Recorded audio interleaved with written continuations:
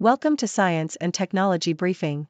The content of the briefing includes Tesla caught in crosshairs as Swedish staff seek to unionize. Chipmaker Intel soars on signs of PC market recovery. Ethiopian scientist Jabisa Ejeta honored by President Biden with prestigious award. India's AI regulation dilemma. U.S. investment banks see early signs of revival in dealmaking. Tesla caught in crosshairs as Swedish staff seek to unionize. Bloomberg. Members of the IF Metal Union in Sweden have gone on strike at 7 of Tesla's repair shops, calling for improved working conditions. The strike comes after the Swedish Transport Workers Union announced that it will stop loading and unloading Tesla shipments at Sweden's 4 biggest harbors from November 7, unless a deal between Tesla and IF Metal is reached. Sweden is the automaker's 5th biggest market in Europe. Chipmaker Intel soars on signs of PC market recovery. Reuters. Intel shares rose by more than 9% on October 22 following its announcement that it had secured 3 unnamed clients for its contract manufacturing unit. CEO Pat Gelsinger said he expects to close a 4th deal by the end of the year. The company also forecast Q4 revenue and margins higher than Wall Street estimates. Intel's shares have risen by 23% this year, while those of Advanced Micro Devices have risen by 44.6% and Nvidia's have grown threefold. Ethiopian scientist Jabisa Ejeta honored by President Biden with prestigious award. Yahoo! Ethiopian scientist Jabisa Ejeta has been awarded the National Medal of Science by U.S. President Joe Biden. Ejeta, who has dedicated his career to food science, was honored for his work on sorghum, a gluten-free grain that is a staple food for millions of people in Africa and Asia. Ejeta's research has focused on developing drought and parasite-resistant sorghum strains to improve food security. His work has earned him numerous accolades, including the World Food Prize in 2009. Ejeta has been a researcher and faculty member at Purdue University in the U.S. since 1984. India's AI regulation dilemma. Diplomat. India is facing a dilemma regarding the regulation of artificial intelligence, AI. While the government initially adopted a non-regulatory approach to foster an innovation-friendly environment, it later signaled its intention to regulate AI through the Digital India Act. Arguments against regulation emphasize the need to promote AI's development, while arguments in favor highlight the risks associated with job displacement and data misuse. India also faces challenges in determining how to regulate AI, given its unique economic and cultural context. Key considerations include targeted regulations, a centralized approach, data protection, and aligning regulations with India's values. U.S. investment banks see early signs of revival in dealmaking. The Globe and Mail. Major Wall Street firms have said a dismal year of dealmaking appears to have hit a trough, and now some companies are looking to merge, offering hope that investment banking revenues could pick up after a disappointing Q3.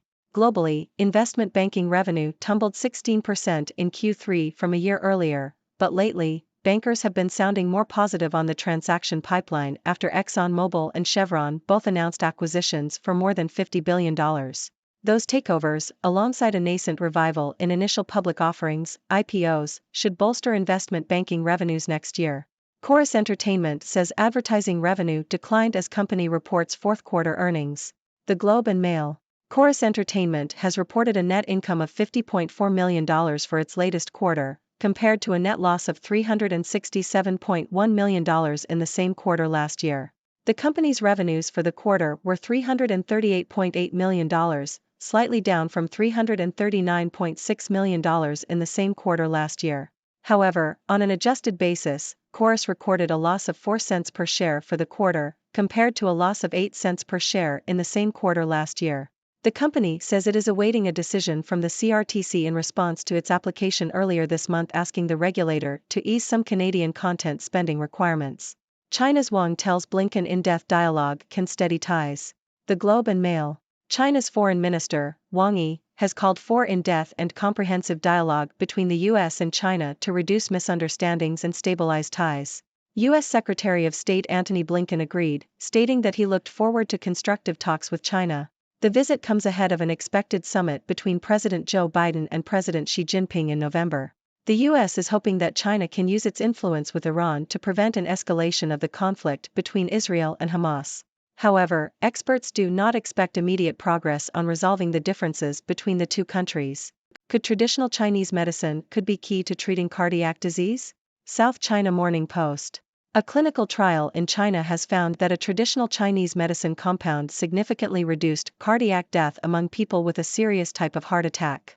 The compound, called Tongxinluo, reduced major adverse cardiac and cerebrovascular events, including cardiac death, within 30 days. The compound is developed and produced by Shijiazhuang Yiling Pharmaceutical and has been approved in China to treat angina pectoris and ischemic stroke. Further research is needed to determine the specific active ingredients of Tongxinluo and their mechanisms of action. This is Dr. Six, your resident observer from the sixth dimension. Today, we have a mix of news from around the world. Let's dive right into it. First up, Tesla is facing some trouble in Sweden as workers seek to unionize and are going on strike. They are demanding improved working conditions, and the pressure is on as the Swedish Transport Workers Union has threatened to stop loading and unloading Tesla shipments unless an agreement is reached. Looks like Tesla might need to recharge its labor relations. Moving on, chip maker Intel is soaring as signs of a PC market recovery emerge. The company announced that it has secured 3 unnamed clients for its contract manufacturing unit, causing its shares to rise by more than 9%. CEO Pat Gelsinger is confident that they will close a 4th deal by the end of the year. Looks like Intel is back on track, and it's feeling chipper. In another achievement, Ethiopian scientist Jabisa Ejeda has been honored by President Biden with the prestigious National Medal of Science. Ejeda has dedicated his career to food science, specifically working on developing drought and parasite-resistant sorghum strains to improve food security. It's great to see scientists being recognized for their efforts. Maybe we can all learn something from Ejeda and start growing our own food. Who needs grocery stores anyway? Next, India is facing a dilemma when it comes to regulating artificial intelligence, AI. The government initially took a non-regulatory approach but later signaled its intention to regulate AI through the Digital India Act. Arguments for and against regulation are being debated, with concerns ranging from job displacement to data misuse. India has a lot to consider in finding the right approach to regulate AI. It's like trying to program a robot with emotions, it's complicated. Shifting gears, U.S. investment banks are seeing early signs of a revival in dealmaking. After a disappointing third quarter, some companies are looking to merge, providing hope for a pickup in investment banking revenues. With major acquisitions and a revival in IPOs, things might be looking up for Wall Street. Let's hope they don't make a deal with the devil. In the entertainment industry, Chorus Entertainment reported mixed results. While they saw a net income of $50.4 million for the quarter, their revenues were slightly down. The company is awaiting a decision from the CRTC regarding its application to ease Canadian content spending requirements. Looks like Chorus might need to switch up its content strategy to stay ahead. And finally, China's Foreign Minister, Wang Yi, has called for in-depth dialogue with the U.S. to reduce misunderstandings and stabilize ties. Secretary of State Antony Blinken agrees and is hopeful for constructive talks. This comes ahead of an expected summit between President Biden and President Xi Jinping. Let's hope they can have a fruitful dialogue and avoid any misunderstandings. After all, we don't want any more lost in translation moments. That wraps up today's news. What are your thoughts on these stories? Do you have any burning questions for me? Remember, I'm here to observe and provide insights from the sixth dimension. So, go ahead and share your thoughts and questions. What's on your mind?